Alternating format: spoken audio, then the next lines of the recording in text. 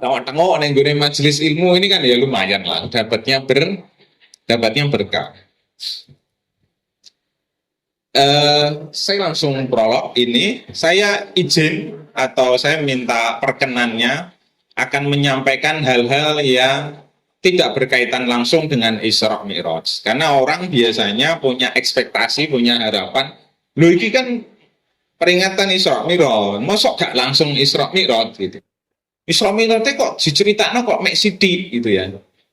Saya mohon perkenannya nanti akan menyampaikan hal-hal yang tidak berkaitan langsung dengan Isra Mi'raj, berkaitan dengan perangai kita terhadap Isra Mi'raj, dan sebagiannya lagi dan nanti tentang apa-apa yang bisa kita ambil pelajaran dari Isra Mi'raj. Gitu. Jadi ada dua. Ini kalau mau ditulis, sebenarnya kalau ini disebut kajian ilmiah, kita ini tidak pantas kalau nggak punya catatan. Tapi saya tadi malam sudah membayangkan, tidak mungkin sampai bawa pulpen, itu tidak mungkin. Coba yang bawa pulpen ngacung coba. Ada yang bawa pulpen? Pulpen, ngacung. Ada yang bawa? Tidak ada. Pak Guru ada? Oh ada.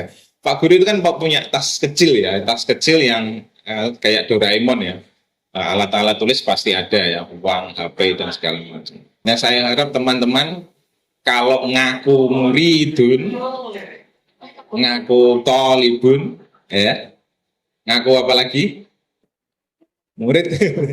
Ngakunya ya berarti tolong tunjukkan bahwa Anda ini pantes ya bawa alat tulis. Pantes ya. Syukur-syukur bawa buku atau kitab. Nah, termasuk kalau kita mengaku komunitas dari orang-orang yang cinta ilmu gitu ya, atau senengannya nenggunain majelis ilmu, ya minimal ya bawaannya ya pasti apa ini? Contohnya apa? Ya kitab kan, buku.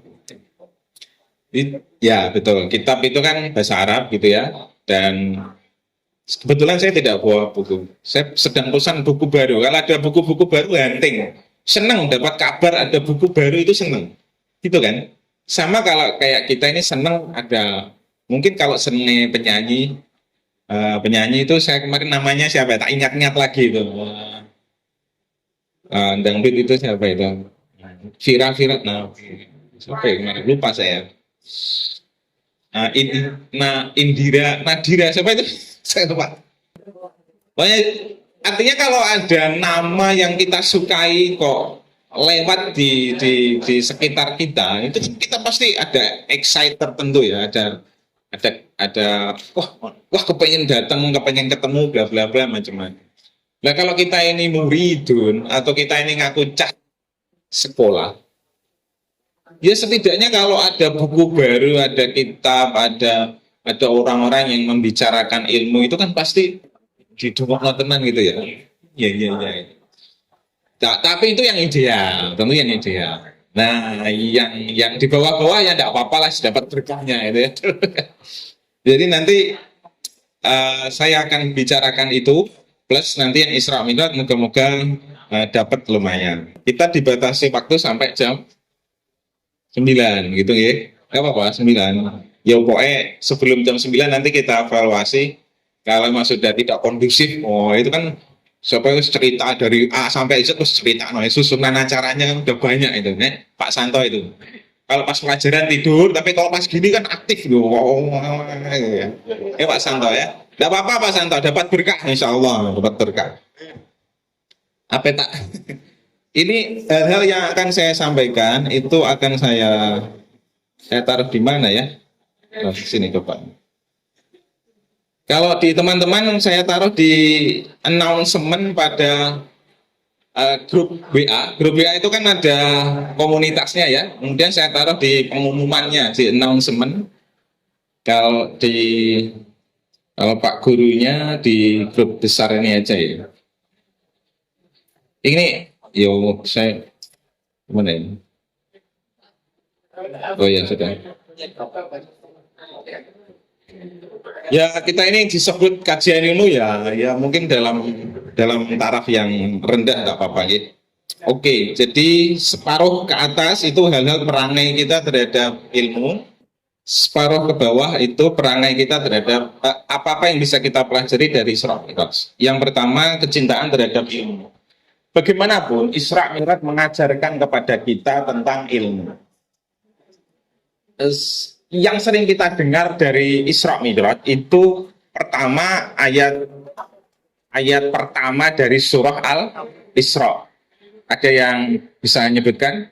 Subhanalladzi asra bi'abdihi laila minal masjidil harami ilal masjidil aqsa alladzi barakna haulahu.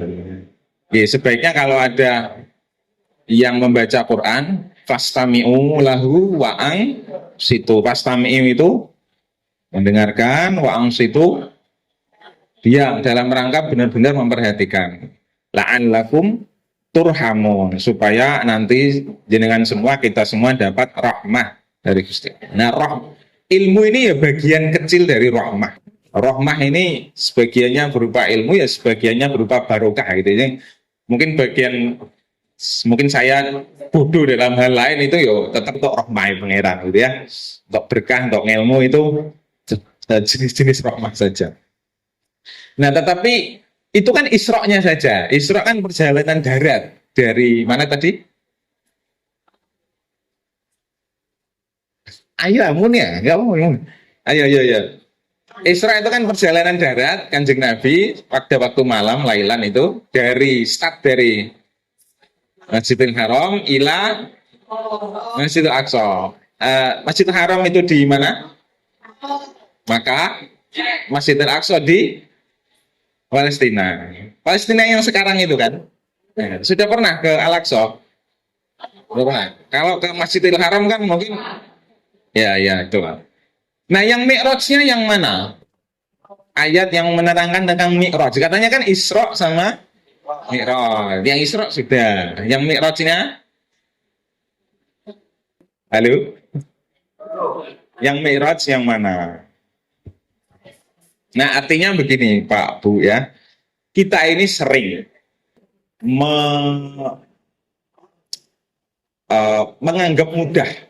menganggap mudah hal-hal yang sebenarnya kita tidak tahu persis, atau kita lalai dalam memburu ilmu-ilmu yang sebenarnya belum kita kuasai. Gampang Isra Mi'raj gitu, mungkin rata-rata begitu ya. Saya sering melihat teman-teman yang dalam tanda kutip ya, gampang ilmu PAI, ilmu pendidikan agama Islam itu digampang PAI gampang, terjujur, tidak bohong, tidak berkhianat. Dikira ilmu agama Islam itu cuma hal-hal seperti itu. Padahal ada tarikhnya. Dan tarikh tidak mungkin dipelajari semalam.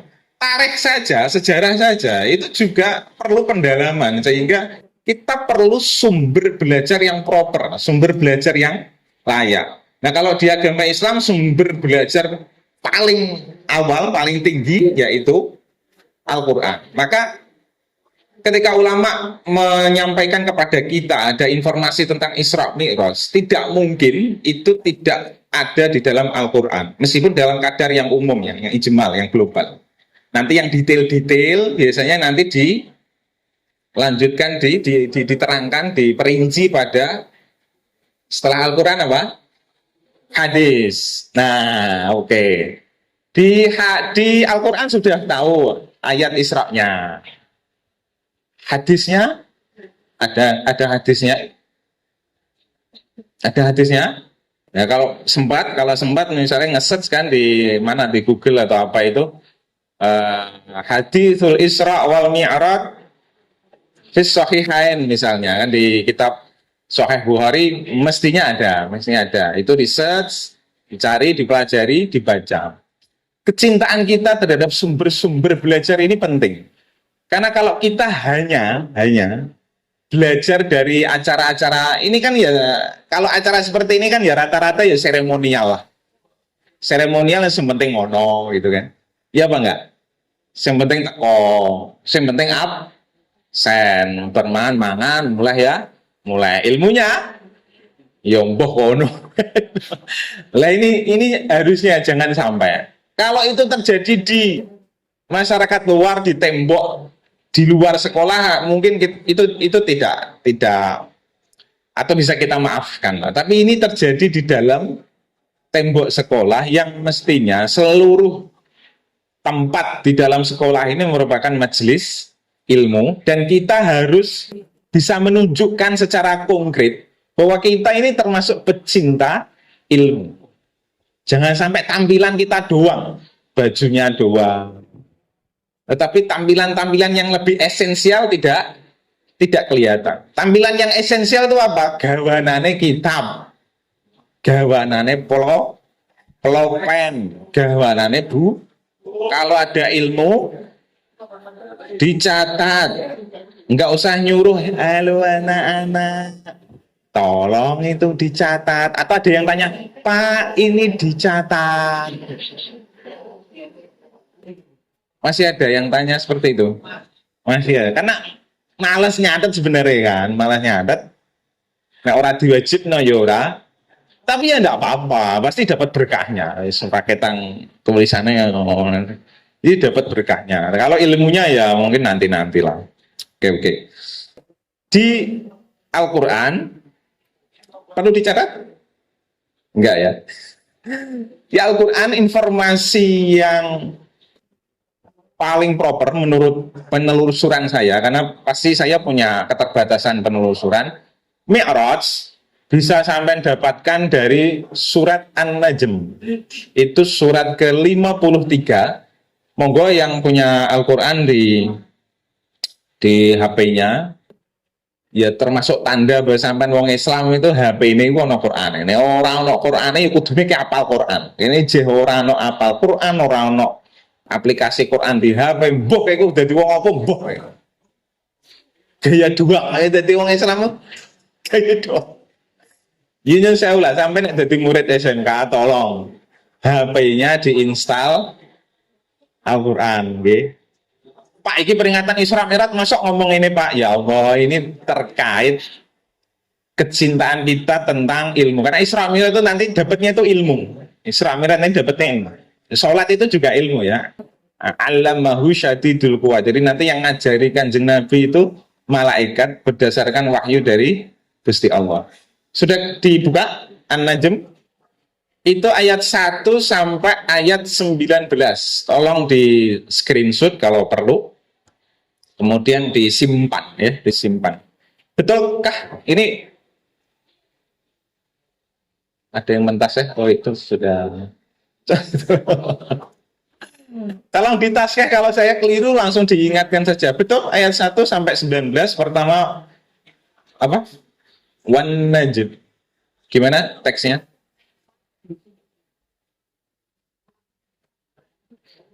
Oh, ke mana? Oh, belakang. Oke. Ayat 1 sampai 19. Itu An-Najm sampai ayat ke 61 atau 62, saya lupa. Sedangkan yang khusus Mi'raj itu itu urut. Jadi kalau mau tafsir maudhu'i itu biasanya dikelompokkan khusus itu terkait dengan temanya terkait dengan Mi'raj. Dan dengan baca di situ nanti jangan hanya baca Qur'annya, baca juga penjelasan-penjelasan yang diberikan oleh para sahabat, penjelasan yang diberikan oleh Kanjeng Nabi yang melalui para sahabat yang kita katakan sebagai hadis. Juga penjelasan para ulama mutaakhirin di bawah generasi di bawah sahabat-sahabat. Nah, penjelasan-penjelasan itu ada di dalam kitab yang namanya tafsir. Ini termasuk tafsir. Yang saya bawa ini adalah tafsir Al-Misbah. Sudah pernah lihat? Jangan yang sekarang, jangan ngaco. Jangan, ini kita waktunya pendek karena nanti terlalu banyak ngaco nanti kita habis waktunya untuk hal-hal yang tidak esensial. Sudah pernah pegang tafsir Al-Misbah? Di mana? Ini memang sebaiknya kalau tafsir Tabari, tafsir Ibnu Katsir, kemudian tafsir Jalalain itu kan bahasa aslinya kan bahasa Arab. Nah, mungkin ya ada di antara kita yang untuk membaca bahasa Arab itu agak kesulitan. Tetapi Al-Misbah ini memang oleh Mbah Quraisy, Abina Quraisy Shihab, memang ditulis dalam bahasa Indonesia. Ayo, siapa yang belum pernah dengar Profesor Quraisy Shihab? Yang belum pernah dengar atau yang sudah pernah dengar, coba tunjuk jari. Yang sudah pernah dengar Quraisy Shihab, Profesor Quraisy. Ini profesor, memang ngajar di perguruan tinggi dan memang guru besar, guru besar. Kalau saya ngatakan profesor nanti sampai nggak ngerti. Guru besar itu berarti sudah melampaui tahap-tahapan dosen yang paling awal, madya, kemudian kepala, dan diakui profesinya sebagai, diakui kontribusinya dalam bidang spesifik tertentu Al-Quran dan hadis. Ini Mbah Quraisy Shihab masih hidup. Tolong yang punya HP, saya minta Anda kalau memang belum pernah lihat ya, tolong buka Google, cari nama Profesor Quraisy Shihab, lihat wajahnya. Saya minta sekarang kalau belum. Ya, yang punya kuota, yang tidak punya tidak apa-apa. Yang punya tolong. Kalau belum pernah, karena sampai harus kenal wong soleh. Harus kenal orang tok ilmu, orang tok ilmu ini yang penting kok minimal untuk berkah. Tadi Gus Mbak itu nggak jelas, wong kajian ilmiah kok untuk berkah itu apa-apa. Kajian ilmiah untuk ilmu. Iya, untuk ilmu nek canda, nek ra canda mau untuk berkah itu tadi. Kalau sudah ketemu wajahnya Profesor Quraisy Shihab, tolong tunjukkan ke saya. Tolong di sana. Yang bisa-bisa saja. Kalau yang miskin-miskin ini ya mas, gak usah lah. Miskin kuota, miskin nah. Ada YouTube-nya, tolong di-subscribe sekarang. Ada YouTube-nya. Cari YouTube-nya, di-subscribe sekarang. Kita tidak perlu datang ke Jakarta sana, tidak perlu kuliah di perguruan tinggi ilmu Al-Quran di Jakarta sana. Kita cukup secara mudah mendengarkan ceramah-ceramah dari Abina Quraisy Shihab melalui YouTube-nya. Ini sebenarnya nggak hanya YouTube ya, dulu zaman radio ya radio. TV dulu beberapa tahun yang lalu juga aktif. Nah, tapi itu kan repot ya. YouTube di-subscribe. Saya minta di-subscribe sekarang yang belum. Kue YouTube-nya mesti ojo reel aneh-aneh. Kemarin saya di kelas memaksa anak-anak untuk memfollow akun berita Tirto ID sama Kompas.com, biar mereka itu dapat informasi yang rodok mantesi dengan saya lah. Mosok yang medsosnya itu isinya itu yang nggak proper, nggak layak gitu loh. Sudah di-subscribe, tolong diperlihatkan kepada saya yang sudah men-subscribe YouTube-nya Mbah Quraisy Shihab. Karena ini tentang Al-Quran hadis. Official ya yang resminya. Yang nggak resmi banyak aja. Gimana? Ada? Satu aja lah, satu aja. Keluar, oke. Ya ini bentuk kemiskinan kita ini. Bentuk kemiskinan kita ini. Ini apa ini? An-Najm, betul. Nek sakit yang ada tafsirnya, bisa buka aplikasi Quran yang ada tafsirnya. Mau saya share aplikasinya? Itu bisa milih mau Jalalain, mau Ibnu Katsir, mau Tobari, ada semua. Nah, kalau saya ambil yang ringkes-ringkes itu ada. Nanti kalau jenengan mau saya kasihkan yang aplikasi Al-Quran yang ada tafsirnya yang ringkes-ringkes. Okay.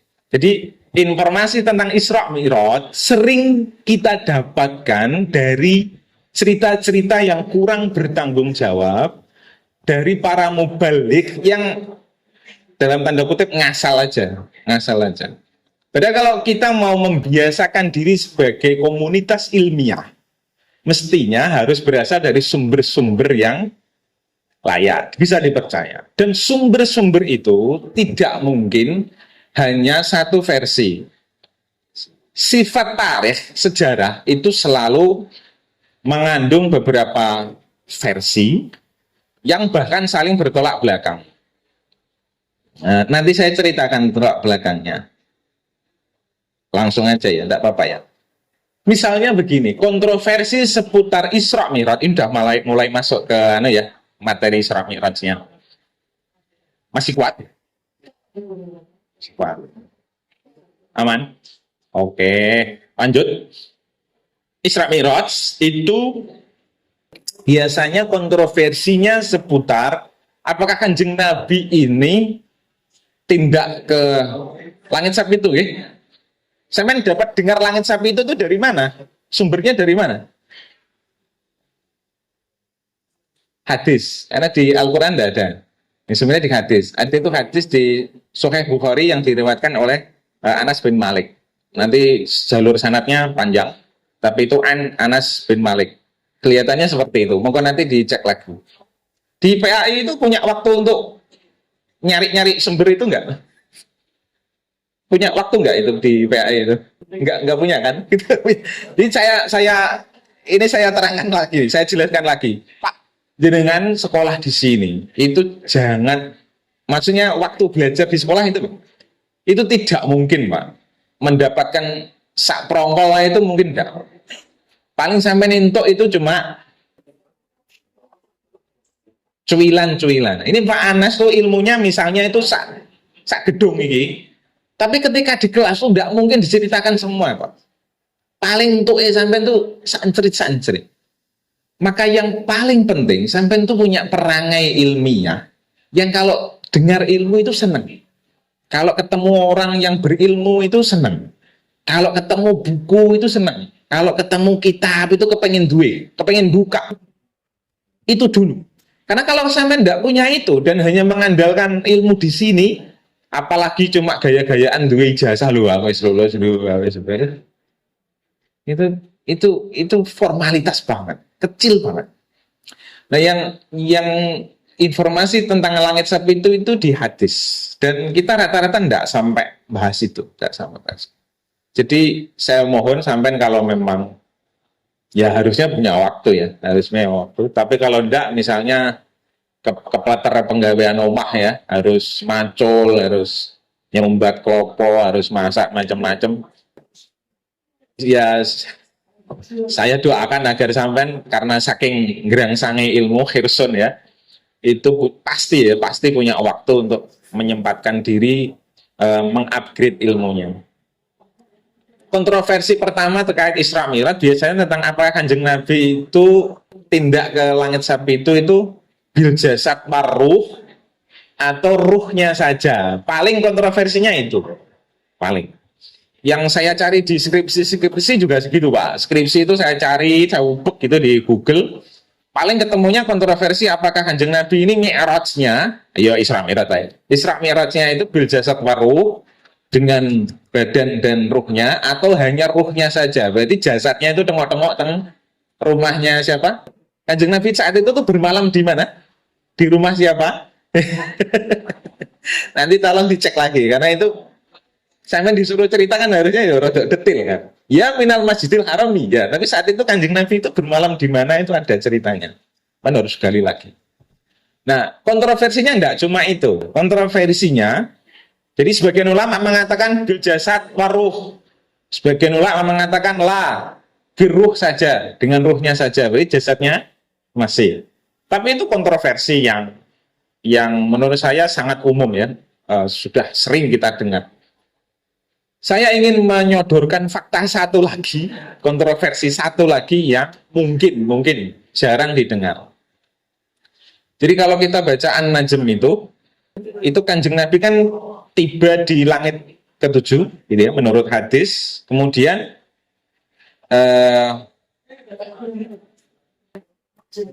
di ayat ke berapa? Saya mau cari di ayat itu.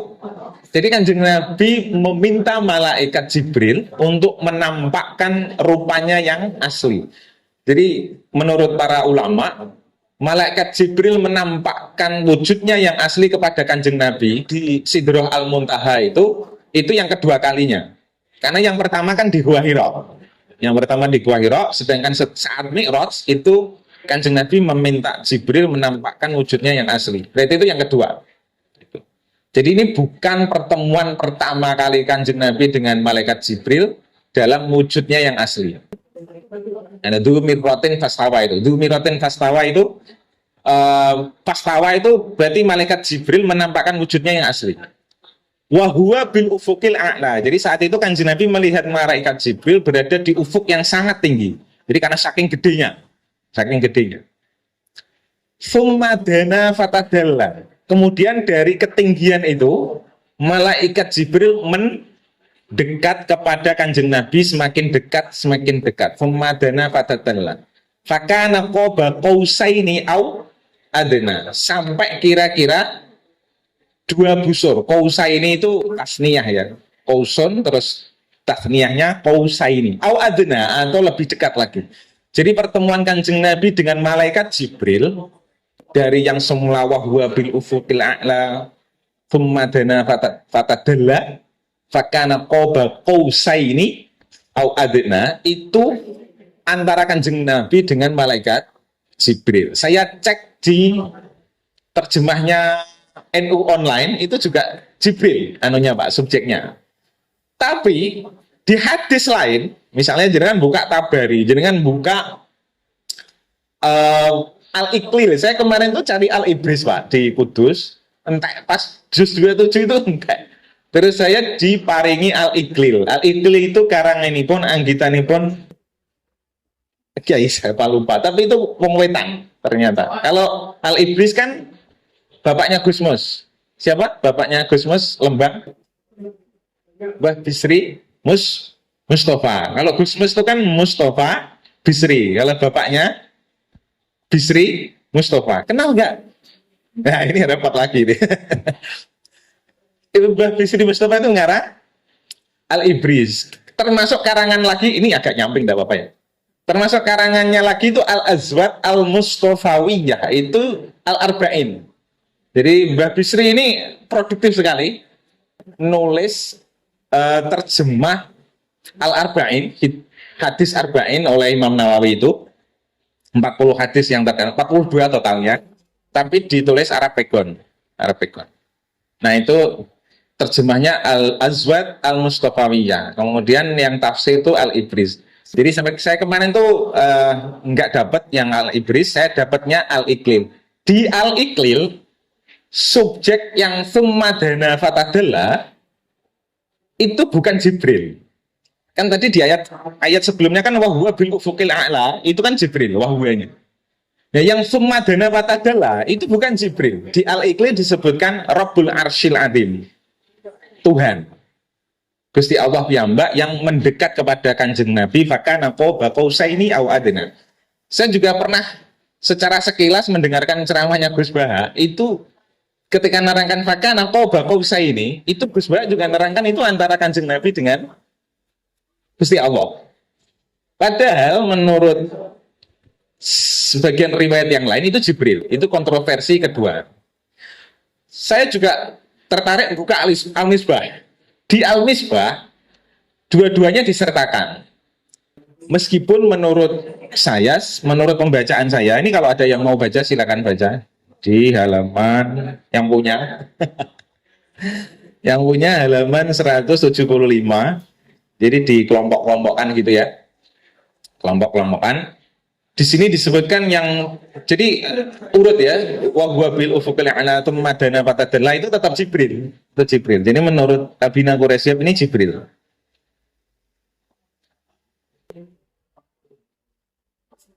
Kemudian dia, yakni malaikat Jibril itu mendekat lalu turun sehingga bertambah mendekat lagi.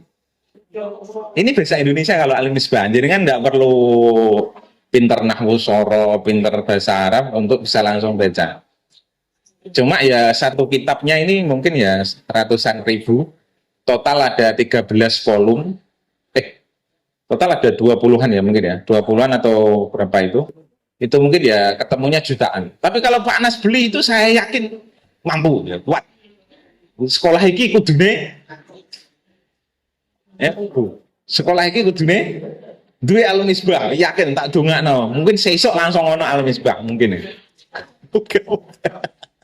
Yakin ora kenang dipajang tok untuk berkahnya. Orang untuk ngelmune. Tapi nek ilmu ya dibuka, dibaca kan gitu ya. Nek orang tok ya mungkin berkah. Ini aja yang beli adik saya. Kita itu ya Allah, kalau ngaku-ngaku majelis pecinta majelis ilmu, mestinya kecintaan kita kan terhadap barang-barang yang mendukung ilmu. Ternyata kalau kita malah cintanya ke motor, ke mobil, ke duit, apalagi itu kan tidak jalur itu, tidak jalur. Guru-guru mestinya di dalam hatinya, mestinya meskipun durung kuat tuku tafsir Al-Misbah itu angen-angennya kok sok nek duit, sok nek duit titeni ya. Titeni saya akan berbangga-bangga dengan kita kan gitu. Bukan berbangga-bangga dengan yang lain. Lenek sampai tuku motor itu berapa Pak? Bisa 30 juta. Paling ini tidak sampai 3 juta mungkin tidak sampai kalau semuanya. Ada yang versi online itu 500.000 itu ada itu. Saya nyari itu 500.000 itu ada. Cuma kan tidak enak. Enaknya kan begini, iso dipamer non. Enggak, maksudnya sampai harus melihat contoh yang benar tentang bagaimana sih seharusnya orang-orang yang mencintai majelis ilmu. Kita di sini harus menyatakan diri sebagai pecinta majelis ilmu. Imma gurunya, imma muridnya, imma siapa lagi? Wali muridnya, imma tetangga sekitarnya, imma siapapun itu yang mencintai sekolah ini wajib daftar jadi pecinta majelis ilmu ora ketang di tahap yang mungkin yang paling bawah. Nah, paling bawah untuk berkaim. Apa yang dile? Wah, no ceramah iki, ngaji. Sopo lek sing kiyaine? Oh, Gus Bah. Oke, mulai takoki. Piye mau ceramahe apa wae? Empoh. Ora apa-apa, yang penting to berkahnya. Oke. Step ketiga sudah kita lalui. Masih kuat? Ya, supaya tak lanjutnya sidik ya. Ini tentang faidah Isra Mi'raj.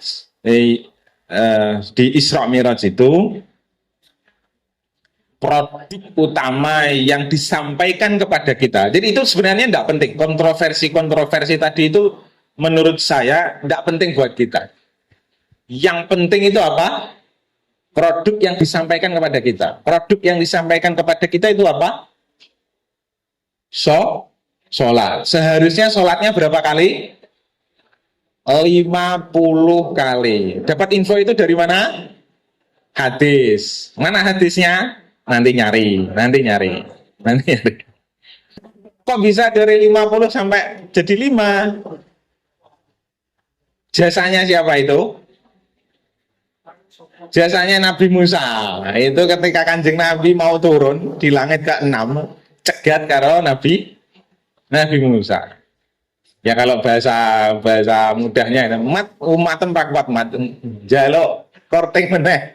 Ya diskon lagi. Bolak-balik dari langit ke-7 ke-6 itu sampai 9 kali sehingga dapatnya 5 kali. Dan itu saja di hadis ya. Itu saja di hadis Nabi Musa juga tetap mengingatkan jalur kortingan nen, tapi Nabi Muhammad wis izin, ya izin. Ini penting, izin itu penting. Cerongoan itu penting.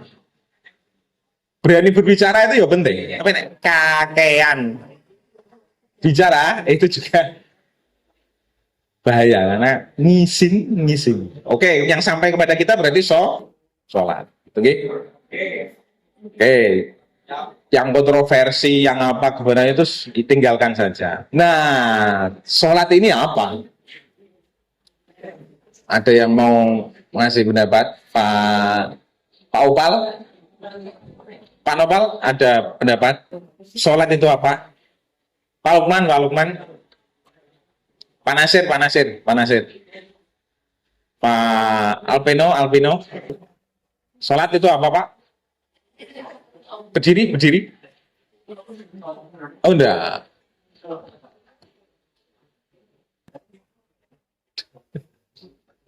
Sholat itu apa? Berdiri. Sana ya. Coba berdiri. Sholat itu apa? Adalah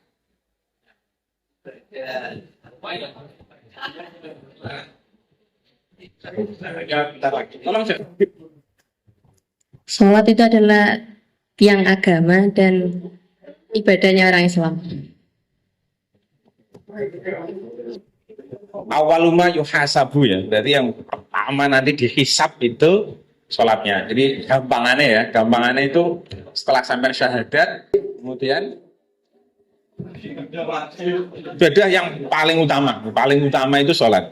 Di sholat itu nanti sampai syahadat, iya, itu di mana sampai syahadat di sholat itu? Di gerakan mana? Di tahap mana? Oh, di tahiyat. Kalau di awal enggak ya, di awal enggak ya. Tetapi menurut tradisi kita ya orang NU gitu ya, sebelum sampai baca Fatihah itu ada bacaan sebelum Fatihah itu ada.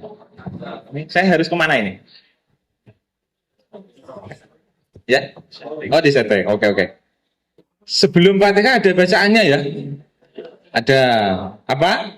Doa apa itu namanya? Doa kabiro. Iya, doa kabiro. Tapi ada kan istilah yang lebih baik kan ada. Istilah dari ulama kan ora doa kabiro kan ora. Doa apa? Iftitah atau istiftah ya. Apa? Apa? Doa iftitah.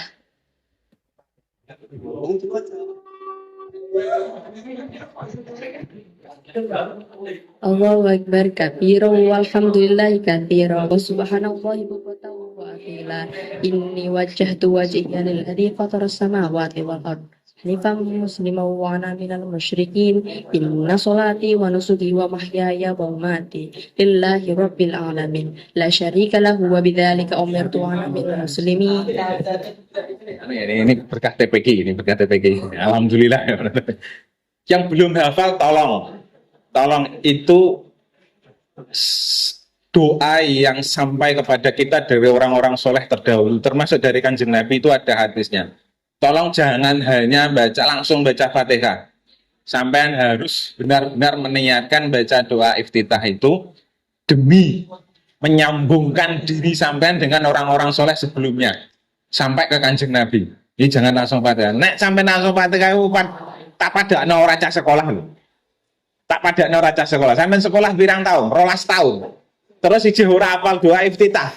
Kere le kowe, kere yakin sempurna kerene. Tolong aja kere. Apal lo, 12 tahun kok ora hafal doa iftitah. Jangan sampai nemen banget kronis. Meh sekarat. Ya. Kalau kita mau jujur, itu ada hadisnya. Kalau kita mau cari sumbernya itu ada hadisnya. Jadi orang-orang soleh terdahulu, ulama-ulama terdahulu tidak mungkin mengada-ada.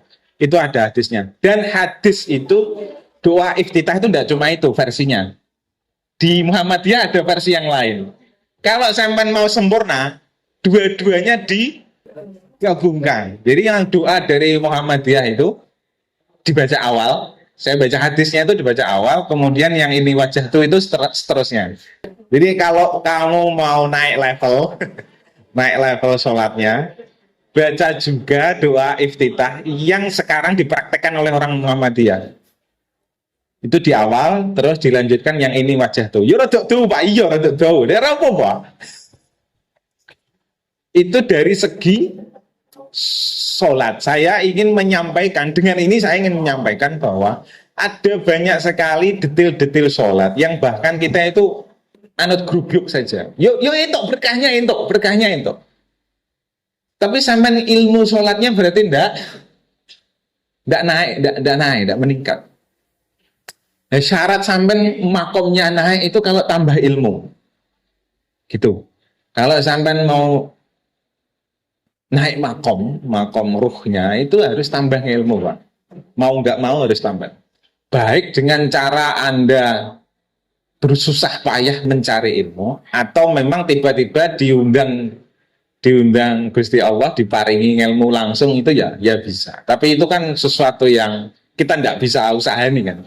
Nggak bisa kita usahain. Yang bisa kita usahain ya gini, datang dari rumah sampai sini jam 7 kepanggih kali tiang-tiang soleh, mendengarkan ilmunya, membaca buku, kitab, mencari sumber-sumber belajar yang layak, dan seterusnya. Itu yang bisa kita lakukan.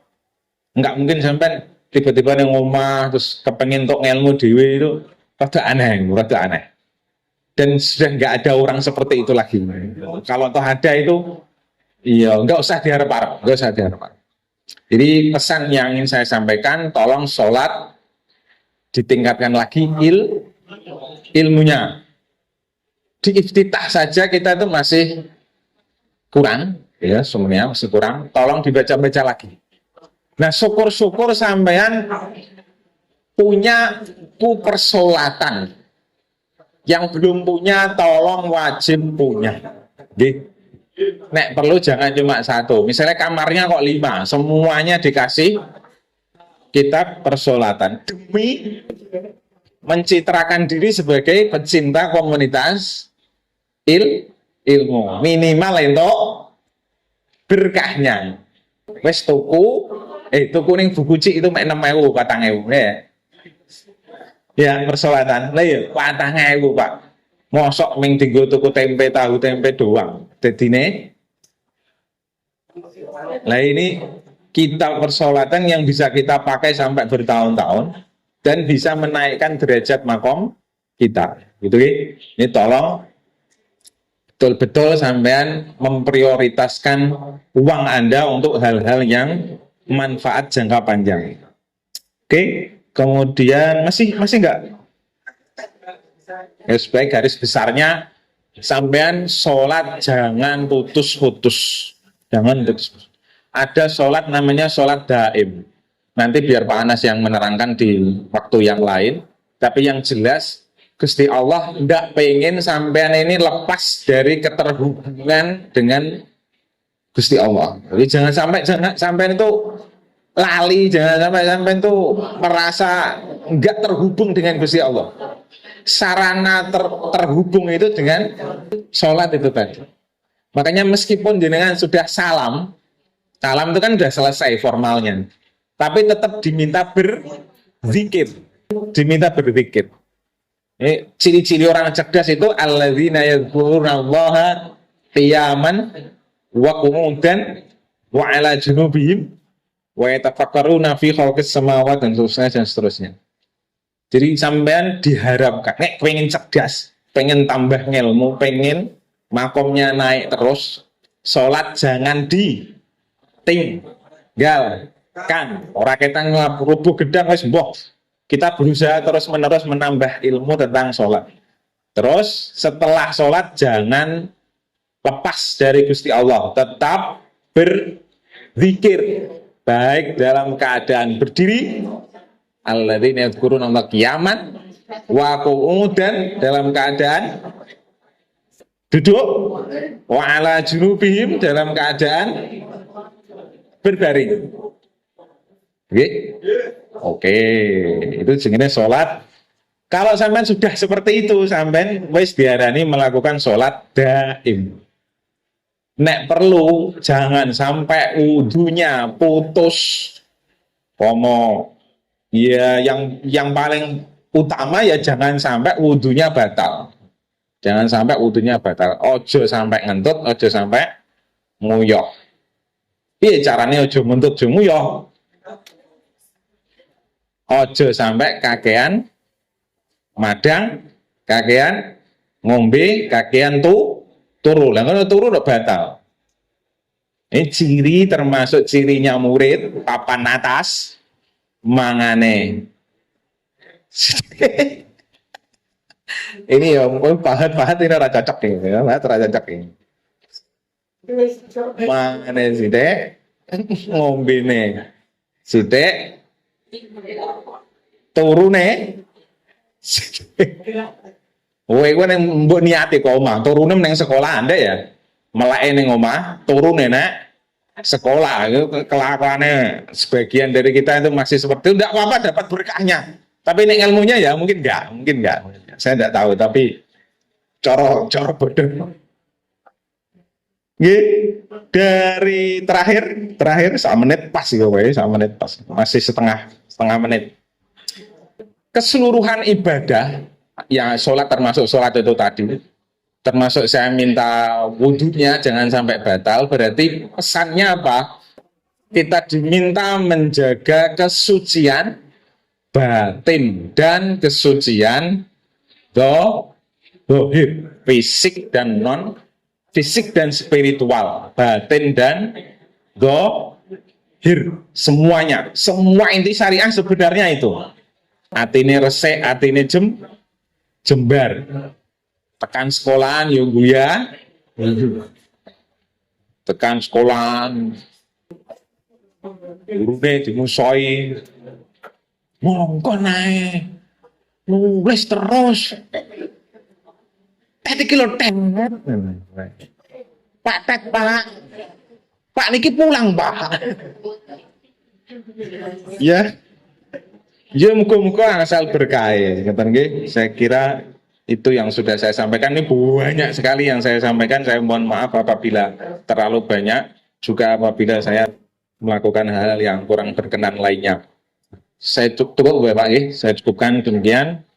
Wallahul muwaffiq ila aqwamit thoriq. Wassalamualaikum warahmatullahi wabarakatuh.